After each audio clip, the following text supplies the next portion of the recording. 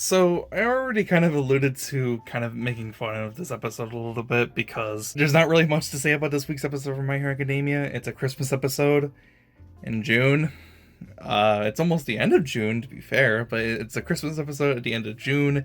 Yes, the characters canonically in the show are, in December, but for us watching it, we're in June, so it's kind of funny watching a Christmas episode when it's like the middle of summer. So it's just kind of funny and ironic how it turned out to be that way. But other than that, it's not really that big of a deal, and the stuff that's really the most interesting about the episode, despite it probably not being going to be the most memorable part about the episode, the stuff that I found the most interesting was regarding around the League of Villains and how they're acting up again and they're coming up with some sort of plan, and the fact that they're doing the stuff that they did on such a big scale, and the fact that it affected the hero world and the hero society in such a significant way that they're bringing back the work studies that we haven't seen in actually quite a while, and since like season 2 and the beginning of the previous season as well, with because that's what happened in the previous season. Yeah, I forget that actually happened. The fact that they're asking for students to go ahead and participate in the work studies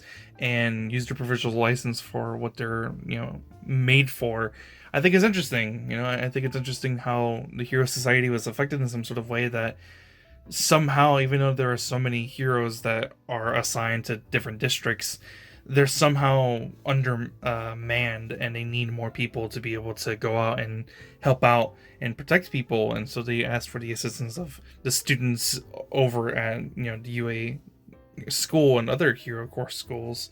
I just think it's very interesting how that ended up happening, and it shows that the League of Villains aren't fucking around this time around. They're actually trying to do some big, heavy, serious shit, and I think that's something that needed to finally happen.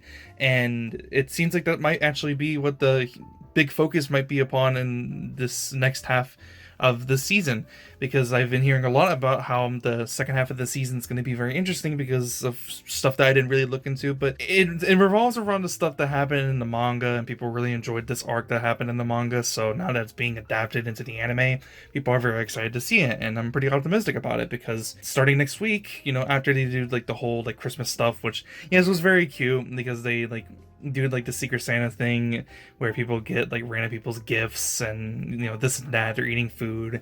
Eri comes in and she's dressed up as Santa, and she looks very cute. But after they do that, Todoroki ends up going up to Bakugo and Midoriya, and he asks if they wanted to go ahead and do the work study with the number one hero Endeavor.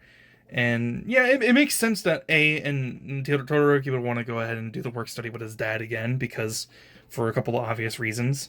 And then obviously Bakugo and Midoriya are wanting to strive for being the top number one hero. So of course they're going to want to see what the top number one hero actually does when he's out doing hero work. So they're going to go ahead and check it out anyways. And seeing the three main characters actually being apart or being together in one location and actually doing stuff together is actually something that I don't think we've actually seen for a very long time, if not very little.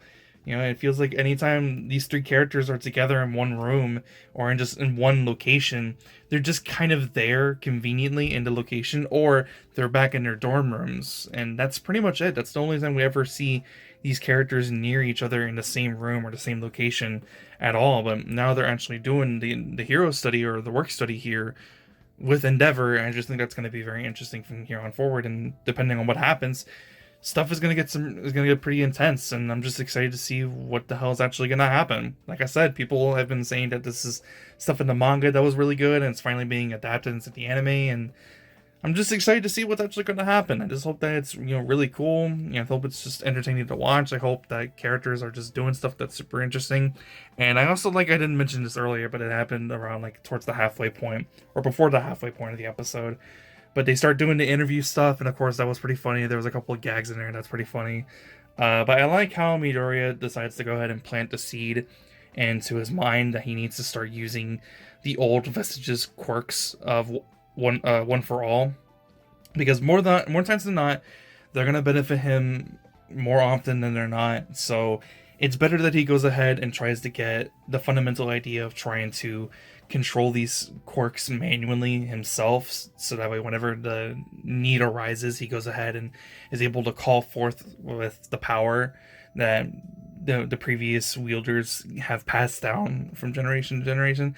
I think it's cool. I think it's something that needed to happen or needs to happen, and I'm just excited to see where Midoriya is going to go on from here forward with One for All and with these new quirk powers that he's going to potentially be getting. I think it's cool. I want to see more of it. I want to see him using stuff like this.